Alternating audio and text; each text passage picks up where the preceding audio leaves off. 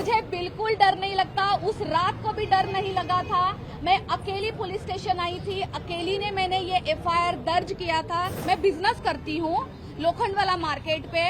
उनका ये था कि वो सीधा सीधा मेरे पेट पे लात मारना चाहते हैं। अभी मेरी नई कंप्लेंट दर्ज होने वाली है। जो मुझे धमकियां आ रही है, टोटली मुझे बोला जा रहा है कि मुझे बोला जा रहा है कि लातों के भूत बातों से नहीं मानते हैं, और मुझे स्ट्रिक्टली वार्न किया जा रहा है कि अपना मुंह बंद रखो, बाहर निकल के मत आओ। तो क्या आपको डर लगता है क्या कि मुझे ऐसा हो सकता है मेरे साथ? डरने वाले दिख रही हैं? मुझे बिल्कुल डर नहीं लगता। उस रात को भी डर नहीं लगा था। मैं अकेली पुलिस स्टेशन आई थी, अकेली ने मैंने ये एफआईआर दर्ज किया था। बल्कि मुझे कन्विंस किया जा रहा था कि आप हमारे बेटे पे एफआईआर ना किया जाए, हम आपके पैर पड़ते हैं। मैंने उनकी एक भी नहीं सुनी और मैंने अकेली ने एफआईआर दर्ज की है। शासन प्रशासन की कार्रवाई से आप संतुष्ट हैं? बिल्कुल संतुष्ट हूँ। मंत्री कार्यकर्ता आपके घर पे आए थे क्या? नहीं, मेरे घर पे नहीं आए हैं और ना मेरे हाँ जी वो मेरा जो मैं बिजनेस करती हूँ लोखंडवाला मार्केट पे।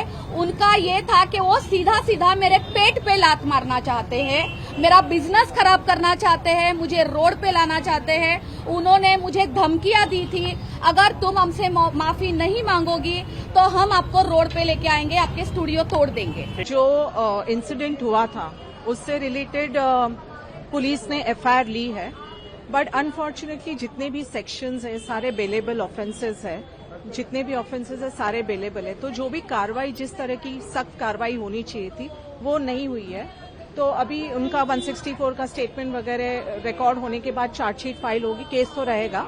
बट अनफॉर्चुनेटली अभी हमारा जो नया कायदा आया है उसमें पहले जो 354 सेक्शन था अब 79 है, उसमें सिर्फ जो पनिशमेंट है अप टू 3 इयर्स है।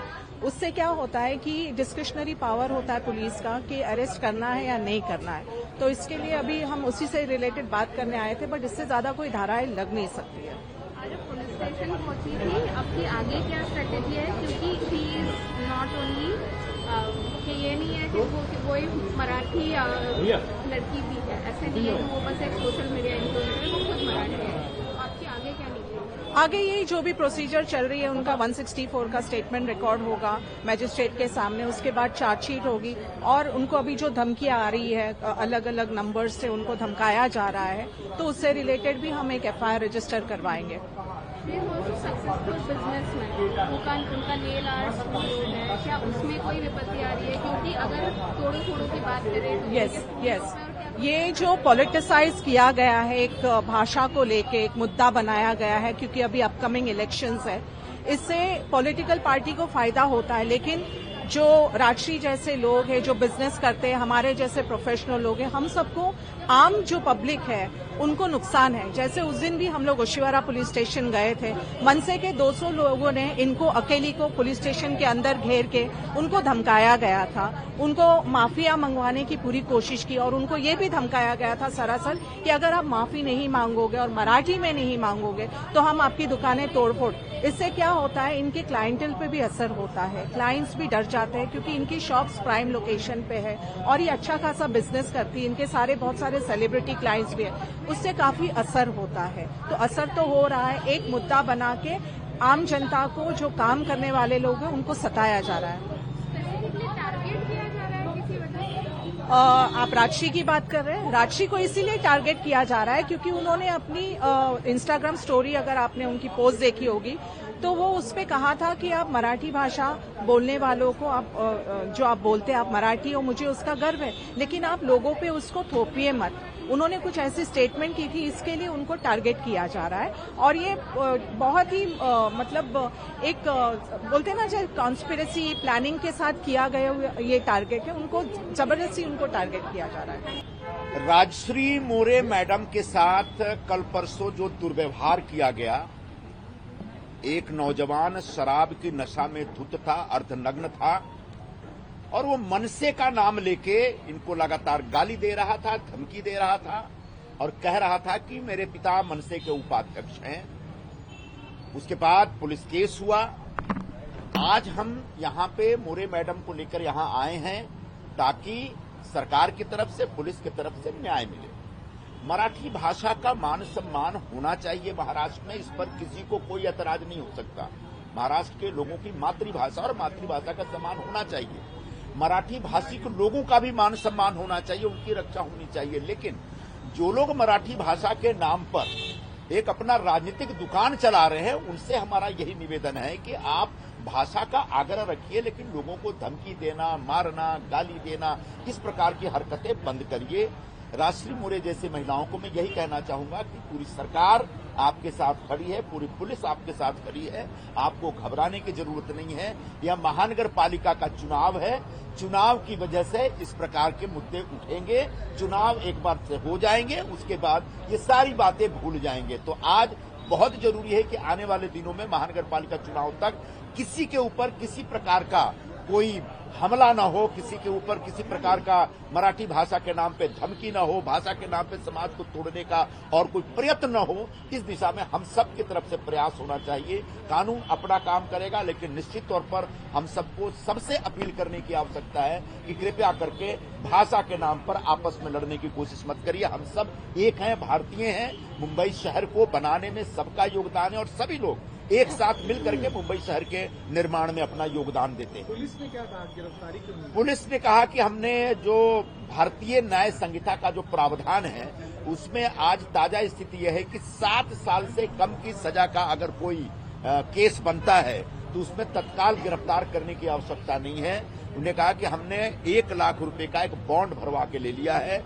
और यही एक प्रक्रिया, नई प्रक्रिया शुरू हो रही है, जिसके तहत आने वाले 1 साल में अगर कोई भी गुनाह वो करता है तो उसको तड़ीपार किया जाएगा।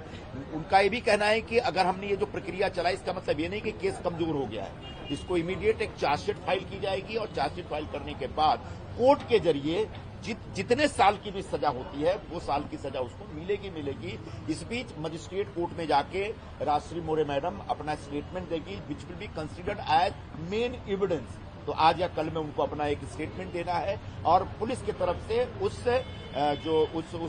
गुनाहगार को, उस आरोपी को पूरी सजा मिले, इस तरफ से पूरा प्रयास किया जा रहा है। धमकी आ रही है उसके लिए कोई नया? हाँ, अभी इनने बताया कि पिछले 2 दिनों से लगातार इनको धमकी आ रही है और बोला जा रहा है कि लातों के भूत बात से नहीं मानते।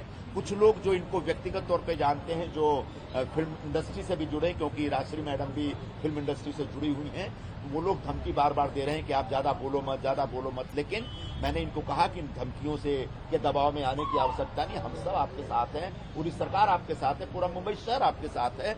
और मुंबई पुलिस अभी तुरंत इनका एक स्टेटमेंट लेकर के नया केस रजिस्टर करने जा रही है, जो उनको लगातार धमकी आ रही है। निरुपम साहब, जिस तरह से केवल हिंदी भाषी वाले या हिंदुओं पर ही केवल मराठी बोलने या इस तरह के जो बात की जा रही है, ये भी एक विषय है जिसको हमारे कुछ साथियों ने उठाया कि अगर आपको इतना लगता है कि सबको मराठी बोलना चाहिए तो आप जो कमजोर लोग हैं, गरीब लोग हैं, उनके ऊपर हमला करते हैं, उनके ऊपर दबाव डालते हैं। आप में इतनी हिम्मत है तो जरा भिंडी बाजार जाइए, जरा वहां पे क्या नाम है, नल बाजार जाइए, वहां भाईकला एरिया में जाइए और वहां पे डोंगरी पे जाइए और वहां सबको बोले कि जरा मराठी बोल के दिखाओ, और ना बोले तुमको मार के दिखाइए। तो एक कमजोर लोगों को सताने का जो एक मराठी भाषा के नाम पे प्रयत्न हो रहा है, वो सर्वथा गलत है। हम इसका निषेध करते हैं। मेरा रोड में आज मन से बयान आया है, संजय राउत ने कहा है एकनाथ शिंदे कंडेम करे, जो निशिकांत दुबे ने स्टेटमेंट दी है, नहीं तो अपनी दाढ़ी कटा ले। निशिकांत दुबे जी ने जो स्टेटमेंट दिया है, निश्चित तौर पर वो आपत्तिजनक है।